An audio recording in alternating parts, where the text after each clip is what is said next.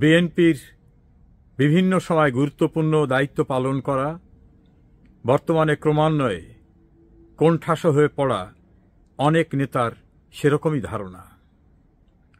সুপ্রিয় দর্শক শ্রোতা, আসসালামু আলাইকুম। যে যেখানে আছেন ভালো থাকুন, সেটাই প্রত্যাশা করি। বিএনপির দুঃসময়গুলিতে মির্জা ফখরুল ইসলাম আলমগীর যেভাবে হাল ধরেছেন, তার ব্যক্তিগত একটা ইমেজ থেকে বিএনপিকে নিয়ে সামনের দিকে এগিয়ে গিয়েছেন। যখন বেগম খালেদা জিয়া কারাগারে, তার পুত্র তারেক রহমান প্রবাসে, এই জাতীয় ক্রাইসিসে সংস্কারপন্থীদের সঙ্গে মোকাবেলা করা, ক্ষমতাসীন আওয়ামী লীগের বিভিন্ন কর্মসূচির বিপরীতে উজান বইতে গিয়ে মির্জা ফখরুল ইসলাম আলমগীরকে অনেক প্রতিকূলতা মোকাবেলা করতে হয়েছে। সাম্প্রতিক সময়ে তিনি ক্রমান্বয়ে গৌণ হয়ে যাচ্ছেন। বিএনপিতে তার প্রয়োজন কি ফুরিয়ে গেছে, এমন আলোচনা শুরু হয়েছে। দর্শক শ্রোতা, আপনারা কি বিস্মিত হবেন যদি হঠাৎ করে একদিন শোনেন মির্জা ফখরুল ইসলাম আলমগীর আর বিএনপির মহাসচিব নেই? সবাইকে একত্রিত করে বিএনপিকে ধরে রাখা, বিএনপির বিভিন্ন কর্মসূচিকে উজ্জীবিত করে রাখায় তার যে ভূমিকা ছিল, সেই ভূমিকার পরিবর্তে হঠাৎ করে আসা অন্য কেউ গুরুত্বপূর্ণ পদে অধিষ্ঠিত হতে যাচ্ছেন, এমন প্রশ্ন বিএনপির অভ্যন্তরে। স্ট্যান্ডিং কমিটির সদস্য সালাউদ্দিন আহমেদ, তিনি বেগম খালেদা জিয়া পরিবারের ঘনিষ্ঠ আত্মীয় এবং কথিত আছে তারেক রহমানের একসময় তিনি প্রাইভেট টিউটর ছিলেন। সব মিলে তার স্মার্টনেস, তার লেখাপড়া, তার ব্যুরোক্রেসিতে চাকরি করা, প্রতিমন্ত্রী হিসাবে দায়িত্ব পালন করা এবং জিয়া পরিবারের সঙ্গে তার ঘনিষ্ঠতার কারণে তিনি এখন বিএনপিতে খালেদা জিয়া পরিবারের মোস্ট ট্রাস্টেড, সবচেয়ে আস্থা এবং বিশ্বস্ত ব্যক্তিতে পরিণত হয়েছেন। এটা বিএনপির অনেকেরই ধারণা। তাদের কারু কারু মতে যে প্রতিকূল পরিবেশ মির্জা ফখরুল ইসলাম আলমগীরকে মোকাবেলা করতে হয়েছে রাজনীতির আন্দোলন সংগ্রামে, ক্ষমতাসীন আওয়ামী লীগের দীর্ঘ শাসনের সময়ে, তখন তার চেয়ে গুরুত্বপূর্ণ ভূমিকা পালন করা অন্য কেউ ছিল না। সালাউদ্দিন আহমেদ বিদেশে ছিলেন, বেগম খালেদা জিয়া কারাগারে, তারেক রহমান প্রবাসে, আর দলের ভিতরে সংস্কারপন্থীদের নানা রকম আলাপ আলোচনা, বিভিন্ন রকম ভূমিকা ছিল।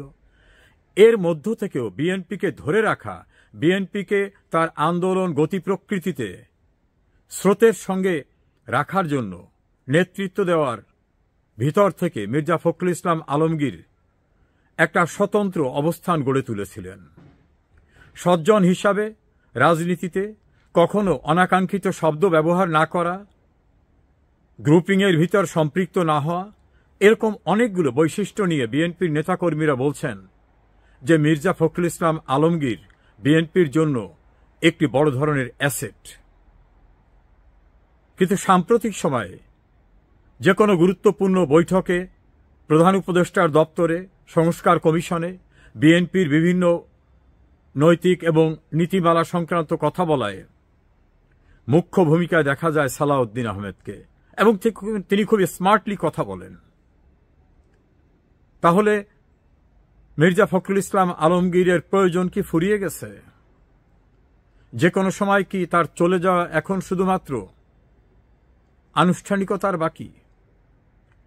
সম্প্রতি তিনি ডক্টর মোহাম্মদ ইউনূসের কথা শুনে জিয়াউর রহমানের কথা মনে করেছেন।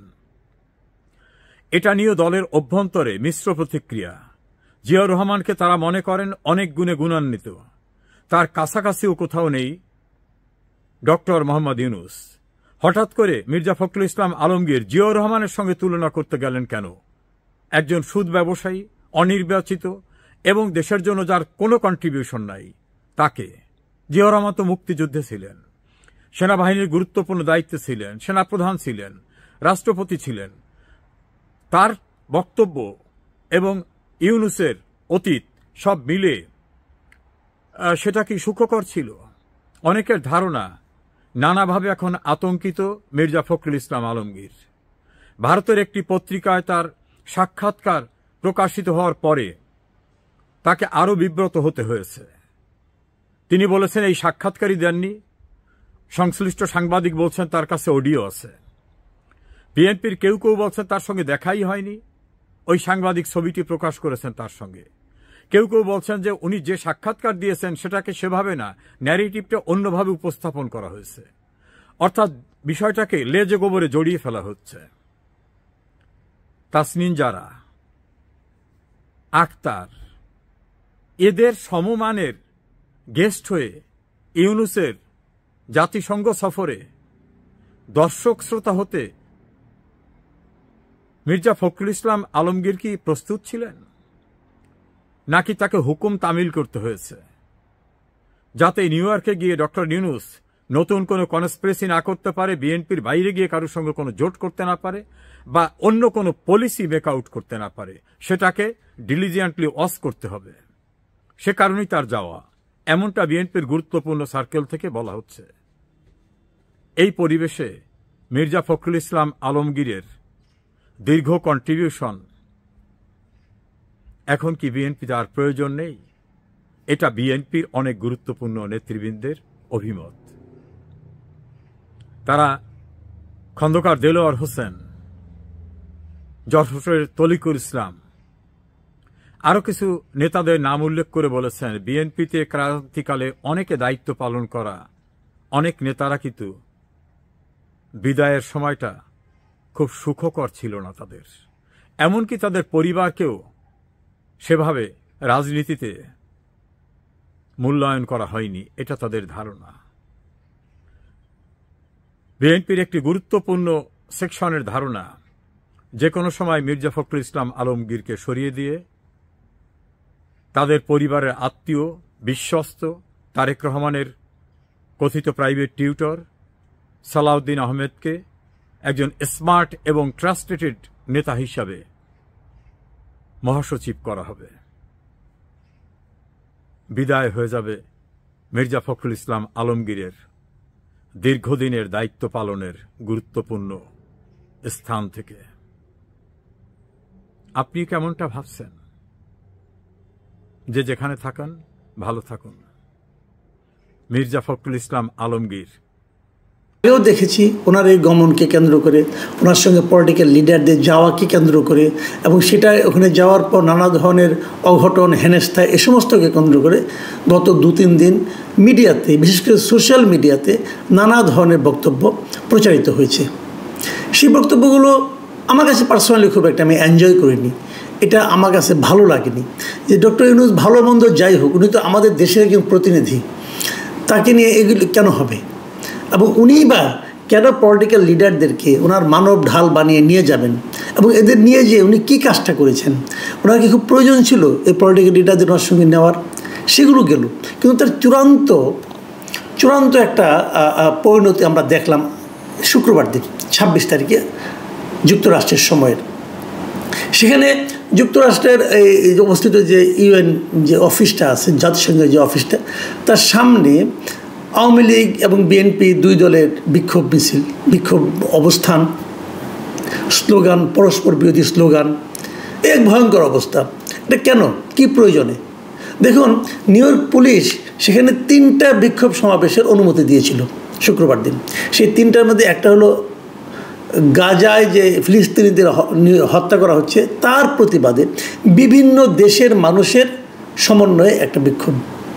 এটা কিন্তু কেবল প্যালেস্টাইনই না, অন্য দেশের লোকজন এখানে এসেছিল। তারা মানবতাবাদী মানুষ এবং তারা মানবতার বিরোধী যে হত্যাযোগ্য তার বিরোধিতা করে এখানে অবস্থান নিয়েছে। এবং আর যে দুটো বিক্ষোভ ছিল, সে দুটো, একটা হলো আমাদের আওয়ামী লীগ, একটা হলো বিএনপি। আওয়ামী লীগ গিয়েছিল ডক্টর ইউনূসকে দুয়ো দিতে, আর বিএনপি গিয়েছিল ডক্টর ইউনূসকে জিন্দাবাদ বলতে। এই তো ঘটনাটা। কেন? প্রয়োজনীয়তাটা কি? ধরা যাক আওয়ামী লীগ খুব ভালোভাবে দুয়ো দিতে পারলো, ধরা যাক বিএনপি আওয়ামী লীগকে প্রতিহত করতে পারলো, তাতে কি আসে যায়? কি আসে যায়? এই যে আক্তারের পিঠে আপনি ডিম মারতে পেরেছেন, কি আসে যায় এতে? আক্তার কি, আপনারা আওয়ামী লীগের লোকজন যারা, তারা আক্তারকে কি মাথায় তুলে নাচবেন এটা আক্তার সাহেব আশা করেছিল? করেনি তো। তাহলে এতে কি আসে যায়টা কি বলেন? আমি না এই জিনিসটাই কিন্তু বুঝি না যে কেন এখানে এভাবে শ্রম বিনিয়োগ করা হয়, সময় বিনিয়োগ করা হয় এবং রিস্ক নেওয়া হয়। আজকে যেটা ঘটলো, এই অনুষ্ঠান শেষে যখন তারা চলে আসবে, দুই পক্ষই মোটামুটি হইচই করেছে, বিএনপির মধ্যে অন্তর্দ্বন্দ্বও ছিল, আবার ওদের একজন গিয়েছিল, তাকে আবার তার দলের লোকরাই দুয়ো দিয়েছে, এগুলো করেছে। এগুলি কেন? এগুলি করার কোনো অর্থ হয় না আমি মনে করি। এবং আবার ইয়ের সঙ্গে, বিএনপির সঙ্গে কিন্তু জামাতে ইসলাম, নাগরিক পার্টি, তারাও সেখানে ছিল। একজন দেখলাম একটা ছবিওয়ালা ডাস্টবিন নিয়ে গিয়েছিল। কেন? আপনি এটা দিয়ে আপনি ক্ষোভ প্রকাশ করতে যাচ্ছেন, করেন ভাই, কিন্তু এটা কেন? এই জায়গায় এই ছবিওয়ালা ডাস্টবিন যেটা, এটা নিয়েও কিন্তু আবার আরেক নাটক। আপনি ওনাকে যদি জিজ্ঞাসা করেন, উনি বলবেন এটা তো আমি শুরু করিনি, এটা তো সরকার শুরু করেছে। এই সরকারের একজন বেতনভোগী কর্মকর্তা, প্রেস সেক্রেটারি, তিনি নিজে এটা শুরু করেছেন ইয়েতে, গত বছর বইমেলাতে হাসিনার ছবি সহ ডাস্টবিন। এগুলো কোন ধরনের রুচি, এটা আমি বুঝি না। তো এই যে অরুচিকর ঘটনাগুলো সবসময় মনে রাখবেন, একটা অরুচিকর ঘটনা আর 10টা অরুচিকর ঘটনার জন্ম দেয়। শেষ পর্যন্ত এই দেশটা কি এই সময় অরুচিকর কর্মকাণ্ডে পরিপূর্ণ হয়ে যাবে? আমি এই বিষয়গুলো আসলে আমার কাছে ক্লিয়ার না। আজকে সকাল থেকে সোশ্যাল মিডিয়ায় একটা ছবি আমি দেখছি, অনেকে দেখছি, ওটা আপনারাও দেখেন, আপনারা দেখেছেন। এর মতো এই দেশের মানুষ ওনাকে যেভাবে দেখে, গত 1 বছরে উনি যা যা করেছেন সেটা দিয়েই তো মানুষ তাকে বিচার করবে, তাই নয় কি? উনি তো ওনার অবস্থান খুইয়েছেন, উনি ওনাকে অনেক নিচে নামিয়ে ফেলেছেন অলরেডি। আর কি উঠাবেন? ট্রাম্পের সঙ্গে একটা ছবি তুলতে পারলে বা কি? শেখ হাসিনাও তো জো বাইডেনের সঙ্গে ছবি তুলেছিল, তাতে কী হয়েছিল? ওই ছবি ওনাকে রক্ষা করতে পেরেছিল? পারেনি তো। ছবি কাউকে রক্ষা করতে পারে না। রক্ষা করার জন্য জনগণের আপনার কাছে যেতে হবে, জনগণকে আপনার কাছে নিতে হবে। সেটাকে ওনারা করতে পেরেছেন? ডোনাল্ড ট্রাম্পের ওখানে ছবি তোলা না তোলা এতে কিছু যায় আসে না ভাই। ডোনাল্ড ট্রাম্প তো মোদিকেও মাই ফ্রেন্ড বলে অভিহিত করতেন। মোদি তো ওখানে যেয়ে বলে এসেছিল আপকা বার ট্রাম্প সরকার, তো অনেক কিছু তো বলছে। তাতে কী হয়েছে? ইন্ডিয়ার সঙ্গে ডোনাল্ড ট্রাম্পের সম্পর্ক কী অবস্থায় আছে বলেন? একটা ছবিতে কিছু হয় না, স্থায়ী হয় জনগণ। আপনি জনগণের কতটা হৃদয়ের কাছে যেতে পারলেন সেটাই হলো ঘটনা। বাকি সব এমনি এমনি, ওগুলির কোনো মূল্য নাই ভাই। এটাই দুনিয়ার নিয়ম। দেখুন ডক্টর ইউনূস ওখানে কী বলেছেন, সেই যার সঙ্গে সাধারণ পরিষদের বক্তব্যে উনি কি, আমি বলি না একটা মাত্র আমি লাইন আপনাদেরকে পড়ে শোনাবো। তিনি বলেছেন যে বিগত 1.5 দশকের অভিজ্ঞতায় আমরা দেখেছি যে জবাবদিহিতা ছাড়া কোনো উন্নয়ন ক্ষণস্থায়ী ও ভঙ্গুর, যে কোনো উন্নয়ন ক্ষণস্থায়ী ও ভঙ্গুর। মানে উনি বাংলাদেশের উন্নয়ন সম্পর্কে বলতে যে বলেছেন যে যদি এই যে উন্নয়নগুলি হয়েছে, এই উন্নয়নগুলি যদি জবাবদিহিতা না থাকে তাহলে এই উন্নয়ন ক্ষণস্থায়ী, এই উন্নয়ন টিকবে না, টেকসই না বলেছেন। ভালো কথা, ওনার কথা কিন্তু একদম আমি উড়িয়ে দিচ্ছি না, একদম সত্য কথা বলেছেন। যে কোনো উন্নয়ন করেন, কাজ করেন, জবাবদিহিতা থাকা উচিত। এই যে পদ্মা সেতু হয়েছে, জবাবদিহিতা কি ছিল? ছিল না, টাকা চুরি হয়েছে। এই যে মেট্রো রেল হয়েছে, জবাবদিহিতা কি ছিল? ছিল না, টাকা চুরি হয়েছে। মানে ধরা যাক কথার কথা যে এই ব্রিজগুলো করতে 10 টাকা খরচ হয়েছে, আপনি 35 টাকা বিল করেছেন, মানে 25 টাকাই মেরে দিয়েছেন, ধরে নিলাম, মানলাম। কিন্তু চুরি যারা করেছে, কিন্তু ব্রিজটা তো রয়ে গেছে। ব্রিজটাকে দিয়ে এখন মানুষ সুফল পাচ্ছে না? পাচ্ছে। আপনি যদি এরকম আরেকটা ব্রিজ করে প্রমাণ করতে পারতেন যে কম খরচে ব্রিজ করা যায়, দেখো আমি করিয়ে দিলাম, অথবা একটা কম খরচে একটা কাজ করা শুরু করে দিতে পারতেন, করে দেখাতে পারতেন, এই দেখেন এত টাকা খরচ করেছে, 35 টাকা খরচ করে ব্রিজ বানিয়েছে, আমি 15 টাকা খরচ করে ব্রিজ বানিয়ে দিলাম, অথবা 10 টাকা খরচ করে ব্রিজ বানিয়ে দিলাম, অথবা কাজটা শুরু করে দিলাম। যদি করতে পারতেন গত 1 বছরে, তাহলে মানতাম যে আপনার এই কথার মূল্য আছে। পেরেছেন? পারেননি তো। নিজে কাজ করে প্রমাণ করুন, তা তো পারেননি। কাজে এই কথা আপনার মানায় না। বরং আপনি যখন এই কথা বলেন তখন মানুষ বলে যে আপনি নিজে কতটুকু জবাবদিহিতার মধ্যে আছেন, আপনি যা যা করছেন জবাবদিহিতা আছে। এই যে আপনি পোর্ট দিয়ে দিচ্ছেন বিদেশিদের কাছে, জবাবদিহিতা আছে। কার কাছে জবাবদিহি করেছেন? আপনি কোনো টেন্ডারের মাধ্যমে একটা পার্টিকে আপনি ঠিক করেছেন, আপনার পছন্দ হয়েছে একটা পার্টিকে, তাকে দিয়ে দিয়েছেন। আপনি বলছেন এরা নাকি সব খুব খুব ভালো অপারেট করে। ভালো অপারেট আর কেউ করে না। সারা দুনিয়ার সব পোর্টকে এই একটা কোম্পানি করে? একটা বেসরকারি কোম্পানিকে আপনি একটা পোর্ট দিয়ে দিলেন, কিসের উপর ভিত্তি করে দিলেন? কার কাছে জব দিয়ে করেছেন আপনি? করেননি। মানবিক করিডোর দিচ্ছেন, কার কাছে জব দিয়ে করেছেন আপনি? করেননি। করেছেন সেন্ট মার্টিন বন্ধ করে দিয়েছেন, কার কাছে জব দিয়ে করেছেন? কারো কাছে করেননি। নিজের 666 কোটি টাকা কর আপনার বিরুদ্ধে হাইকোর্টের রায় হয়েছে, সেটা আপনি বাতিল করে দিয়েছেন। আপনার বিরুদ্ধে একটার পর একটা মামলা আপনি নির্বাহী আদেশে প্রত্যাহার করে নিয়েছেন। কার কাছে জব দিয়ে করেছেন ভাই? কারো কাছে করেননি। এইগুলি জব দিয়ে আপনাকেও করতে হবে। আপনার পরে কোনো একজন যে রাষ্ট্রনায়ক যে ওই জাতির সঙ্গে বলবে আপনার ব্যাপারে, প্রস্তুত থাকেন। দুনিয়াটা এরকমই। আমি এই কথাটাই বলি যে যা দেখছেন এটাই চলমান, এটাই চলবে, আর এর শেষ হবে না, এরকম মনে করার কোনো কারণ নেই। দুনিয়াটা বড় বিচিত্র। আপনি যা বলবেন একদিন সেটা আপনার দিকেও আসবে। আর আওয়ামী লীগ বিএনপিকে বলি, যারা ওখানে যে মারামারি করেন, কাটাকাটি করেন, আপনার নেতার জন্য জিন্দাবাদ বলেন, ভাবেন দেখবে আজকে দেখলাম বিএনপির এক লোককে জেলে নিয়ে গেছে, আওয়ামী লীগের এক লোককে মারছে, মায়ের খেয়ে সে লোকের দাঁত পড়ে গেছে, সে হসপিটালে গেছে। এই যে আপনার দাঁতরা শাহাদাত বহন করলো, কার জন্য বহন করলো ভাইয়া? কার জন্য? এই আওয়ামী লীগের নেতৃত্ব। আবার তাদেরকে আপনি আনতে যাচ্ছেন, কারা সেই নেতৃত্ব? যারা এস আলমকে করেছে, পেট্রোনাইজ করেছে, আজিজ খানকে পেট্রোনাইজ করেছে। এরা কোথায় এখন? এরা তো কেউ বাংলাদেশের নাগরিকও না। এস আলম সিঙ্গাপুরের নাগরিক, সে বাংলাদেশের নাগরিকত্ব ত্যাগ করে সিঙ্গাপুরের নাগরিকত্ব নিয়েছে, আর আমার দেশের ব্যাংক লুটপাট করেছে। কে করতে দিয়েছে? এই শেখ হাসিনা করতে দিয়েছেন। অস্বীকার করতে পারবেন উনি? উনি এর বিরুদ্ধে কোনো অ্যাকশন নিয়েছেন? পত্রিকা রিপোর্ট হয়েছে, কোর্ট আদেশ দিয়ে সেই রিপোর্ট সেটা তদন্ত বন্ধ করে গেছে। এগুলো হয় নাই। সেই লোককে আমি আবার আনতে চাইব। অনেকে তুলনা করেন, আওয়ামী লীগ আমলে ভালো ছিলাম না, এই ভালো ছিলাম। ভাই দেখেন, আওয়ামী লীগ আপনি কেমন ছিলেন? আওয়ামী লীগ আমলে আমরা খুব খারাপ ছিলাম, খুবই খারাপ ছিলাম। আমাদের মানে ছিল না, বাক স্বাধীনতা ছিল না, আমাদের গণতান্ত্রিক অধিকার ছিল না, আমরা ভোট দিতে পারতাম না, সব শেষ হয়ে গেছিল। এখন আমি কি আওয়ামী লীগের সঙ্গে এই সরকারকে তুলনা করবো না? করবো না। আমরা তুলনা করব, আমরা কি চেয়েছি, আমাদের কি প্রত্যাশা, তার সঙ্গে তুলনা করব। সেই প্রত্যাশা আওয়ামী লীগ আমলেও নিহত হয়েছে, এই সরকারের আমলেও নিহত হচ্ছে।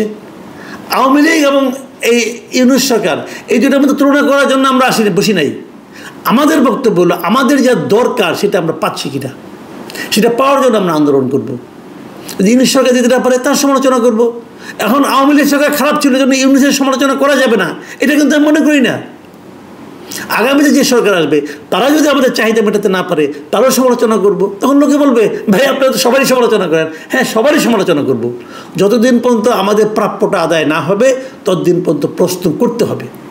যতদিন পর্যন্ত আমরা যা চাই, মিনিমাম যে চাহিদা আমাদের, সেই চাহিদা আদায় না হবে ততক্ষণ পর্যন্ত আমরা ক্ষমতাকে, রাষ্ট্রকে, সরকারকে প্রশ্ন করব। সরকারে কে আছে আমি দেখার দরকার নাই, আওয়ামী লীগ, বিএনপি না ইউনূস না কে। এবং এটা নিয়ে কিন্তু তারপরে দেখলাম যে অনেকে নানা ধরনের প্রতিবাদ করছে, কেউ কেউ একটা অভিনব প্রতিবাদ করছেন। ফরিদা পারভিনের মৃত্যু দিবস উপলক্ষে আপনার ওনার মানে ওনাকে স্মরণ দিবস উপলক্ষে দেখলাম অনেকে আবার নিজেরাও চুল কেটে ফেলছেন প্রতিবাদ হিসাবে। তো এগুলো নানা ধরনের আলোচনা হচ্ছে। তো আপনি যে এই যে ঘটনাটা ঘটেছে, এই ঘটনাটাকে আপনি আসলে আপনার দেখার পর আপনার মধ্যে প্রাথমিকভাবে কি রিয়াকশনটা হয়েছিল, আপনার কি অনুভূতিটা আপনার মধ্যে হয়েছিল? প্রাথমিকভাবে আমার দেখে মানে খুব যে অবাক লেগেছে তা না, কারণ এটা খুব এক্সপেক্টেড। কারণ আপনি দেখবেন যে এই ধরনের ঘটনা আমরা লাস্ট 1 বছরে অনেক বেশি দেখেছি, দেখতে পাচ্ছি। এর আগেও যে দেখিনি তা না, এটা অহরহ হয়ে থাকে। তো ব্যাপারটাকে আমি একটু ভিন্নভাবে দেখি, যেহেতু আমি একজন শিক্ষক মানুষ। আমি ইস্যুটাকে যদি আপনি আমাকে বলতে বলেন, আমি বায়ো পাওয়ার বা বায়ো পলিটিক্স এর ব্যাপারটা আর কি, জৈব রাজনীতি যে ওই ব্যাপারটা সাথে একটু অ্যাসোসিয়েট করতে চাই। যেমন ধরেন আপনি যদি যারা এই কাজটা করেছে, যারা ওনার চুল কেটেছে, বা যেই গ্রুপটা এই কাজগুলি করে যাচ্ছে অনেক দিন ধরে, তাদেরকে যদি দেখেন, তাদের একটা আইডিওলজি আছে। এবং তারা কোন একটা কমিউনিটিতে বিলং করে এবং ওই কমিউনিটির পার্ট হয়ে তারা মূলত এই কাজগুলি করে। এখন ওই কমিউনিটিটা এই কাজটা কেন বেছে নিয়েছে? এই কাজটা বেছে নেওয়ার কারণ হচ্ছে তাদের কিছু জীবন ব্যবস্থা রয়েছে। যেমন ধরেন ইসলামকে যদি আমরা দেখি, it's a complete code of life. যেমন ধরেন সকালবেলা ঘুম থেকে ওঠার পর থেকে রাত্র পর্যন্ত আপনি কি কি করবেন তা কিন্তু মানে একটা কমপ্লিট কোড দেয়া আছে যে আপনি কোনটা করতে পারবেন এবং কোনটা করতে পারবেন না। সেক্ষেত্রে যেমন ধরেন আপনি কি ধরনের খাবার খেতে পারবেন, বা আপনার সেক্সুয়াল অ্যাক্ট কিরকম হবে, আপনার চুল কেমন থাকবে, আপনার শরীর কতটুকু পরিষ্কার থাকবে, কিভাবে পরিষ্কার করতে হবে, বা রাষ্ট্রে আপনার কি ধরনের রোল থাকবে, সোসাইটিতে আপনার কি ধরনের রোল থাকবে, মানে আপনি যদি দেখেন একেবারে আপনার জীবনের সব কিছু তারা হচ্ছে বলে দেয় বা জীবন ব্যবস্থাটা দিয়ে দেয়। তো এখন এই যে আমরা যদি বায়ো পাওয়ারকে দেখি তাহলে মানে বা বায়ো পলিটিক্স কে দেখি, সেটা হচ্ছে আপনার রাষ্ট্র আপনার বায়ো পাওয়ার ব্যবহার করে, এছাড়া কোনো সংগঠনও করতে পারে। যেমন ধরেন যাদের কাছে ওই ধরনের পাওয়ার আছে, তো রিলিজিয়াস গ্রুপও এ ধরনের একটা পাওয়ার, তাদের কাছে কিন্তু ওই অথরিটিটা আছে যে তারা এই পাওয়ারটাকে ইউজ করতে পারবে। তো যেমন যার চুল কেটে দেওয়া হয়েছে তার যে বেশভূষা, সে যেভাবে চলছে, ওই বেশভূষাটা ইসলামিক আইডিওলজির সাথে কন্ট্রাডিক্টরি, তাদের আইডিওলজির সাথে যাচ্ছে না। এখন এখানে তারা যে মানে তারা যে সমাজ ব্যবস্থা চায়, সে সমাজ ব্যবস্থা হচ্ছে সবাই একটা নির্দিষ্ট ধরনের পোশাক পরবে এবং একটা নির্দিষ্ট ধরনের চুল রাখবে এবং বেশভূষা অবলম্বন করবে। সেক্ষেত্রে তারা যে কাজটা করেছে তাদের জন্য কিন্তু ভীষণভাবে সহি, ভীষণভাবে গ্রহণযোগ্য ওই মানে একটা স্পেসিফিক কমিউনিটির কাছে, এবং তাদের যে রিলিজিয়াস ডক্ট্রিন আছে অ্যাকর্ডিং টু দ্যাট ওটা খুব বেশি গ্রহণযোগ্যতা পাবে এবং সাধারণ মানুষও এটা মানে পছন্দ করবে, কারণ হচ্ছে যারা কিনা ওই সেন্টিমেন্টটাকে বিলিভ করে। কিন্তু এখন এখানে আপনি যদি ডেমোক্রেটিক ভ্যালিউসকে ইউজ করেন, যে বাংলাদেশকে যদি আমরা একটা ডেমোক্রেটিক সোসাইটি হিসেবে পারসিভ করি বা ওইভাবে প্রমোট করতে চাই আমাদের মানে পলিটিক্যাল আইডিওলজিকে, তাহলে কিন্তু আমরা আমাদের এটার এগেনস্টে বলতে হবে যে কোনো শরীরকে আহ ব্যক্তির শরীরকে রাষ্ট্র কন্ট্রোল করে, রাষ্ট্রের বায়ো পাওয়ার যেটা সেটা কিন্তু রাষ্ট্র ব্যবহার করে। যেমন রাষ্ট্র কিন্তু চাইলেই একজনকে ক্রিমিনালাইজ করে তাকে কিন্তু যে কোনো সময় হত্যা করতে পারে, সেই অধিকারটা আছে, এবং বন্দি করেও রাখতে পারে। এট দ্য সেম টাইম এখানে যেভাবে ইউজ হচ্ছে সেটা হচ্ছে রাষ্ট্র ব্যবহার করছে না, বা রাষ্ট্রের হয়তো সায় আছে কিনা আমি জানি না, হয়তো হিডেন মানে কোনো সায় আছে, কারণ এই পাওয়ারটা অর্জন করতে হলে, আপনার এই ক্ষমতাটা চর্চা করতে হলে আপনার কিন্তু ওই ধরনের একটা সায়, হিডেন সায় নিয়ে আপনার করতে হবে। তাহলে কমিউনিটির কি সায় আছে? হয়তো আছে, কিন্তু তাহলে আপনি আমি এখানে বসে কেন কথা বলছি? কারণ আমরা ডেমোক্রেটিক ভ্যালিউস নিয়ে কথা বলছি, যে ব্যক্তির শরীরের উপরে একটা কমিউনিটি কতখানি হস্তক্ষেপ করতে পারবে, বা তার যে স্বাধীন চর্চা, সে যে একটা নির্দিষ্ট মতবাদকে চর্চা করতে পারবে কিনা, তার চুলটা সে লম্বা রাখতে পারবে কিনা, বা সে যে ধরনের পোশাক পরছে সেটা সে আদৌ পড়তে পারবে কিনা, সেই সেই ভ্যালিউস গুলি, সেই যে আপনার ফ্রি উইল, যে ফ্রি ফ্রি উইল কি আদৌ সে চর্চা করতে পারবে কিনা, নাকি তার হোল লাইফটাই হচ্ছে determined by or controlled by a certain religious or political group। এই ব্যাপারগুলিকে আমাদের প্রশ্ন করে দেখতে হবে যে আসলে কিন্তু এখানে একটা কথা, আপনি আপনি যেটা বললেন যে মানে একটা তার সে যারা এটা করেছে তারা হয়তো তাদের মতো করে চিন্তা করেছে এবং তাদের ধর্মীয় ভাবে তারা মনে করেছে যে এটা করা মানে এরকম পোশাক পরা ঠিক না।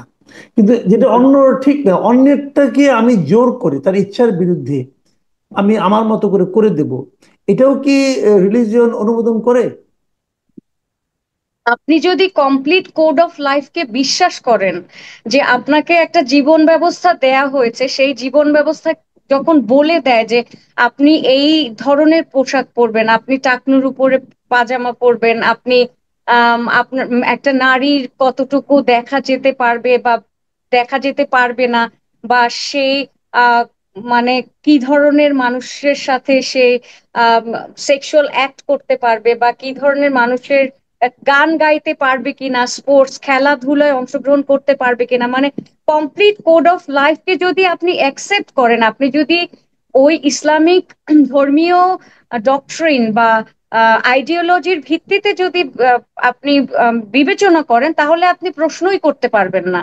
কিন্তু আপনি যদি ডেমোক্রেটিক ভ্যালিউজ বা এখনকার বর্তমান যে রাষ্ট্রগুলি যেভাবে গঠিত হয়, যেভাবে চলছে যে বর্তমান সমাজ ব্যবস্থায়, সেখানে আমরা যদি হিউম্যান রাইট বা ব্যক্তি স্বাধীনতাকে আমরা যদি ডিফাইন করি, সেক্ষেত্রে আপনি একটা ব্যক্তির চলা চলতি, সে গান গাইবে কি না গাইবে, বা সে বাউল হবে না না হবে, বা সে তার চুল কতটুকু রাখবে, সেটা আপনি কন্ট্রোল করতে পারবেন না, সেটা সম্ভব না। সেটা হচ্ছে আপনি ব্যক্তি স্বাধীনতায় সম্পূর্ণভাবে হস্তক্ষেপ করছেন এবং আপনি স্বাধীনভাবে তাকে জীবনযাপন করতে দিচ্ছেন না। কারণ যার সম্পর্কে আমরা কথা বলছি, উনি কোনো পাগল না, ওনার কোনো ডিসঅর্ডার নাই, যেটা ওনার কথাবার্তা শুনলে বোঝা যায় সে খুবই সাউন্ড মেন্টালি। তার এটা হচ্ছে ওনার জীবন ব্যবস্থা, যে হয়তো উনি একটা নির্দিষ্ট ঘরানার অনুসারী, এবং ওনাকে দেখে হয়তো ওনাদের কাছে ডিসঅর্ডার বা পাগল, যেটা কোট আনকোট শব্দটা, সেটাকে তারা ব্যবহার করছে। সে পাগলদের ধরে ধরে তারা গোসল করিয়ে দিচ্ছে, তাদের নতুন পোশাক দিচ্ছে, তাদের চুল কেটে দেওয়া হচ্ছে এবং গোফটা কেটে দেওয়া হচ্ছে। তো এই যে গোফ কেটে দেওয়া, এই যে দাড়ি থাকতে পারবে গোফ থাকতে পারবে না, এটা সম্পূর্ণ হচ্ছে একজন ব্যক্তির শরীরকে আপনার যে আইডিওলজি আছে সেই আইডিওলজির ভিত্তিতে আপনি তার অবয়বটাকে রিকনস্ট্রাক্ট করে দিচ্ছেন, যেটা আপনি মডার্ন আপনার ভ্যালিউস যেগুলি, যে আমাদের ডেমোক্রেটিক ভ্যালিউস এর সাথে বা ফ্রি উইলের সাথে যায় না, সম্পূর্ণ কন্ট্রাডিক্টরি এবং ব্যক্তি স্বাধীনতায় চরম আচ্ছা, এখানে হস্তক্ষেপ। আমি আমি একটু আবার আরেকটা প্রশ্ন করি। আপনি একটা কথা বললেন যে হয়তো এই ঘটনার সঙ্গে রাষ্ট্রের এক ধরনের সায় আছে। যদি এই কথাটা হয়, কারণ সায় আছে বলে মনে হচ্ছে এই কারণে যে তাদের বিরুদ্ধে তো এখনো কোনো অ্যাকশন গৃহীত হয়নি, এবং এটাকে কেউ রাষ্ট্র তো নিন্দাও করেছে বলে আমি শুনিনি এ পর্যন্ত। যদি সেটা হয়, তাহলে কি আমাদের রাষ্ট্রের চরিত্রটা চেঞ্জ হচ্ছে বলে আপনি মনে করছেন? রাষ্ট্রের হয়তো সায় আছে এটা আমি মনে করি না, রাষ্ট্রের সায় আছে এটা আমি মনে করি। কারণ একটা রাষ্ট্রে যে পপুলেশন বসবাস করে, রাষ্ট্রের সায় ছাড়া তারা এই ধরনের কর্মকাণ্ড কনস্ট্যান্টলি, এটা শুনেছি 3 বছর আগের না কতদিন আগের ঘটনা, এবং দীর্ঘদিন ধরে তারা এরকম করে যাচ্ছে। তো যদি সায় না থাকে বা তারা স্কেপ করতে না পারে যে এটা করলে আমার কোনো কনসিকোয়েন্স হবে না, আমার কিছু হবে না, এটা যদি সে না জানে, এবং তার এইটাতে সাপোর্ট সিস্টেম আছে, স্ট্রং সাপোর্ট, যারা কিনা তাকে ব্যাকআপ দিবে, এই ব্যাকআপ গুলি না থাকলে কখনো এটা হয় না। কারণ এই ধরনের ঘটনা, ঢাকা ইউনিভার্সিটিতে একটা নারীকে হেনস্থা করার পরে সেই ব্যক্তিকে আবার তৌহিদি জনতা এই যে ফুলের মালা পরিয়ে তাকে বরণ করেছে, রেপিস্টকে ফুলের মালা পরিয়ে বরণ করা, একটা মেয়েকে যে লঞ্চ ঘাটে পিটিয়েছে বেল্ট দিয়ে, সেই ছেলেকে বরণ করা হয়। এই রিপিটেডলি এই ঘটনাগুলি যখন ঘটে, তখন রাষ্ট্র আসলে সায় দেয়, সেটা ডাইরেক্টলি হুম। না দিলেও সায় দেয়া হয়। আচ্ছা, রাষ্ট্রের সরকার যিনি আছেন আমাদের, যারা আছেন সরকার, এই সরকারের একটা ঘটনার কথা বলি। যেমন আমাদের সরকার প্রধান মাঝখানে এই এখনো উনি আছেন, যুক্তরাষ্ট্রে আছেন। উনি ওখানে জাতিসংঘে গিয়েছেন, সাধারণ অধিবেশনে ভাষণ দিয়েছেন, এবং ওনার সঙ্গে কিছু সফর সঙ্গীও আছেন, এবং এখানে বেশ কয়েকজন পলিটিক্যাল লিডার আছেন। এদের মধ্যে একজন এনসিপির সাধারণ সম্পাদক যিনি আছেন, মহাসচিব আপনার আখতার হোসেন, তাকে নিয়েও উনি একটা জায়গায় গিয়েছিলেন। এটা আমরা এই ভিডিওটা কিন্তু আমরা সোশ্যাল মিডিয়ায় দেখেছি, আমার ধারণা আপনারও চোখে পড়ার কথা। সেখানে একজন ভদ্র মহিলা, বিদেশি মহিলা, বয়স্কা মহিলা, উনি ডক্টর ইউনূস তাকে ইন্ট্রোডিউস করে দিলেন, এবং উনি হাত বাড়ালেন হাত মিলানোর জন্য। আখতার হোসেন তার সঙ্গে হাত মিলালেন না, মানে উনি ওনার ধর্মীয় অবস্থানটাকে অটুট রাখলেন, রাখতে পারেন, কোনো সমস্যা নেই। কিন্তু আবার ওই পাশাপাশি সময়ে আমি সোশ্যাল মিডিয়াতে আরেকটা ছবি দেখলাম, যেখানে আখতার হোসেন সাহেব একটা বোধহয় কোনো গ্রামে গিয়েছিলেন, একজন বয়স্ক মহিলা, তাকে উনি উনি বয়স্ক মহিলা ওনার হাত ধরে আছেন, উনি বয়স্ক মহিলা পিঠে হাত দিয়ে অনেকটা জড়িয়ে আছেন এরকম ভাবে, ওনাকে হয়তো এক ধরনের সাপোর্ট দিচ্ছেন, এক ধরনের সহানুভূতি জানাচ্ছেন। অনেক সময় টাচের মধ্যে তো এক ধরনের সহানুভূতি থাকে, তো মনে হলো সেই ধরনের সহানুভূতি দেখাচ্ছেন।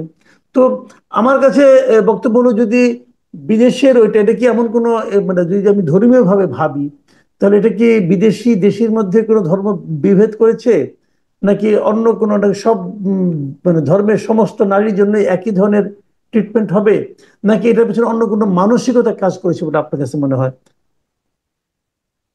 আমার কাছে এটাকে খুবই পলিটিক্যাল একটা স্টেপ মনে হয়েছে।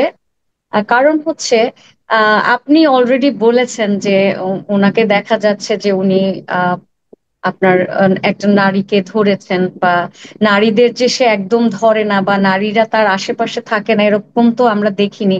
সোশ্যাল মিডিয়াতে বিভিন্ন ফটো ভাইরাল হয়েছে তার নারীদের সাথে, তারপরে নারীদের নিয়েও তো তারা রাজনীতি করছে। তো সেক্ষেত্রে আমি যেটা বলবো যে ওনার ভ্যালিউস, যেটা ওনার রিলিজিয়াস ভ্যালিউসটা উনি জানান দিতে চেষ্টা করেছে যে I am different, I am not the part of your community, আমি তোমাদের মতো না, আমার একটা আইডিওলজি আছে যেটা আমাকে পারমিট করে না একজন ফরেনার বা ওয়েস্টার্ন একজন ওয়েমেনের সাথে আহ হাত মেলাতে, বা যে দেশই হোক তার সাথে হাত মেলাতে আমার যে আইডিওলজি সেটা পারমিট করে না। এগুলি এক ধরনের রাজনীতি। এই রাজনীতিটা হচ্ছে কি আপনার মানে এই এই এইটা দিয়ে তারা একটা হিপোক্রিটিক্যাল আর কি সিলেক্টিভ ভ্যালিউস তৈরি করে, যেটা কিনা আপনার সব সময় থাকে না এবং সব জায়গায় থাকে না, যেটা সিলেক্টিভ কিছু জায়গায় থাকে। এবং এগুলি করে যে ব্যক্তি আগে করেছে বা প্রতিনিয়ত নারীদের সাথে রাজনীতি করছে, টক শোতে যে সে যে কথা বলছে, সেগুলিও তো পারমিসেবল না। আপনি যদি তাদের আইডিওলজির সাথে যদি আপনি মিলিয়ে দেখেন, সেগুলি করতে পারছে যদি, তাহলে সে একটা নারী যখন তার দিকে হাতটা এগিয়ে দিচ্ছে, তখন সেটাকে রিজেক্ট করা হচ্ছে ভীষণ রকমের, আমি বলবো যে ম্যানারিজমের একটা মানে খুব ম্যানারিজমটাকে খুব নেতিবাচক ভাবে মানে ওইখানে রিপ্রেজেন্ট করা, এবং দেশকেও নেতিবাচক ভাবে রিপ্রেজেন্ট করে। কারণ এই মানুষগুলি যখন যদি কোনোভাবে আপনার কান্ট্রিকে রিপ্রেজেন্ট করে, ধরেন এরা ক্ষমতায় গেল বা মন্ত্রী পরিষদের খুব গুরুত্বপূর্ণ একটা পজিশন তারা যদি যায়, তাহলে তারা যখন কান্ট্রিকে রিপ্রেজেন্ট করতে দেশের বাইরে যাবে, তখন হয়তো রিপিটেডলি এই ঘটনা ঘটবে, হয়তো কেউ না কেউ হাত বাড়াবে, সে ওটাকে রিজেক্ট করবে। এই ব্যাপারটা খুব একটা সুখকর না, আর ভালো বার্তাও দেয় না। এটা খুবই নেগেটিভ একটা আহ মানে স্ট্র্যাটেজি, যেটা দিয়ে আসলে আমি যদি অন্যকে বলি যে না আমি তোমাদের মতো না, আমি ডিফারেন্ট এবং আমার ভ্যালিউসটা খুব ডিফারেন্ট, এটা বলে আমি আসলে কি পাবো সেটা আমি ঠিক জানি না।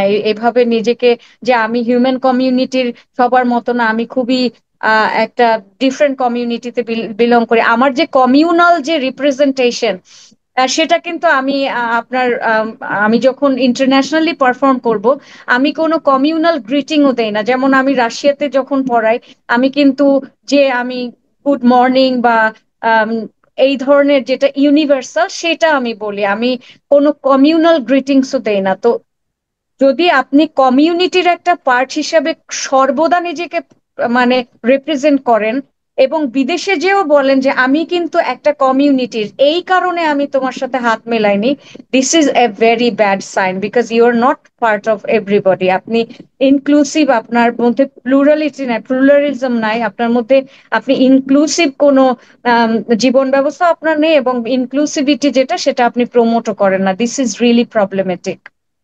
জি, আমি এখন শেষ প্রশ্নটা করছি, এটা একটু রাজনৈতিক প্রশ্ন। আপনি তো রাজনীতি সচেতন, আপনার আমি সোশ্যাল মিডিয়াতে আমি দেখেছি আপনি পলিটিক্স নিয়ে অনেক কথা বলেন। এই মুহূর্তে নির্বাচন নিয়ে নানা ধরনের মানুষের মধ্যে কথাবার্তা হচ্ছে। কেউ বলছে নির্বাচন আদৌ কি হবে, আবার কেউ জিজ্ঞাসা করে যে নির্বাচন হলে কি সেটা ফেব্রুয়ারিতেই হবে, অথবা কেউ বলছে যদি হবে তাহলে পলিটিক্যাল পার্টি করে ভিন্ন ভিন্ন দাবি করছে কেন, পিআর নিয়ে কেউ কথা বলতে যাচ্ছে কেন, কেউ পিআর চাচ্ছে, কেউ উচ্চ কক্ষ চাচ্ছে, আবার কেউ সংবিধান পরিবর্তন করতে যাচ্ছে, আবার অনেক জুলাই সনদকে সংবিধানের উপরে রাখতে যাচ্ছে। এরকম নানা ধরনের কিন্তু আলোচনা হচ্ছে। আপনার কাছে আমি ছোট্ট করে প্রশ্ন এবং ছোট করে উত্তর চাচ্ছি, সেটা হলো আপনার কি মনে হয়, নির্বাচন কি ফেব্রুয়ারিতে হতে যাচ্ছে, অথবা না হলে কেন হচ্ছে না, অথবা হলে কিভাবে হচ্ছে? আপনি নির্বাচন নিয়ে কতটুকু আশাবাদী ফেব্রুয়ারিতে?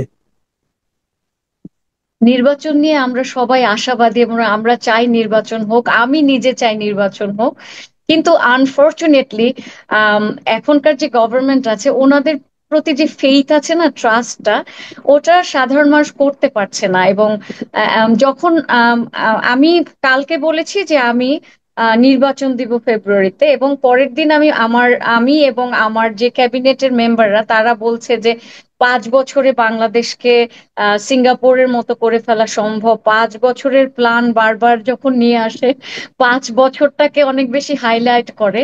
এই ধরনের বিভিন্ন কথাবার্তার মাধ্যমে মানুষের মনে অনেক সন্দেহ জাগে যে আসলে ওনারা কি চায়। ওনারা যদি ইলেকশনই চায় তাহলে ইলেকশন পর্যন্ত ওনারা কি করতে পারবে সেটা বলবে, কিন্তু বারবার মানুষের মনে যে সন্দেহ করে দিচ্ছে, সন্দেহের বীজটা বপন করে দেওয়া হচ্ছে এবং আপনাকে উস্কে দিচ্ছে যে আপনি যাতে কিছু লেখেন। মানে এই জিনিসটা ওনারা কেন করছে, এটাতে কনসিয়াসলি করছে নাকি ওনারা সাবকনসিয়াসলি করছে আমি ঠিক জানি না। তবে মানে বলা খুবই মুশকিল যে ইলেকশন হবে কিনা। তবে আমার মনে হয় ইলেকশন হওয়া দরকার, কারণ একটা বাংলাদেশ অনেক দিন পর্যন্ত একটা ভালো নির্বাচন পায়নি। আমাদের দেশে বিগত দিনে যে নির্বাচনগুলি হয়েছে সেখানে মানুষ ভোট দিতে পারেনি। তো আমাদের জন্য, বাংলাদেশিদের জন্য আমাদের ছোটবেলায়